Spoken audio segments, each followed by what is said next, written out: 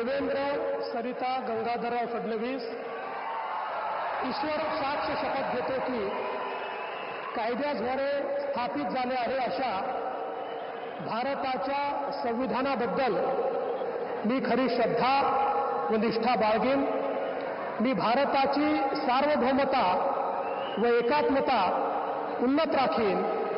मी महाराष्ट्र राज्याचा मुख्यमंत्री म्हणून माझी कामे निष्ठापूर्वक व सत्सद विवेक बुद्धीने पार पाडेन आणि संविधान व कायदा यानुसार सर्व तऱ्हेच्या लोकांना मी निर्भयपणे व निपक्षपातीपणे तसेच कोणाच्याही विषयी ममत्वभाव किंवा आकस न बाळगता न्याय वागणूक देईन।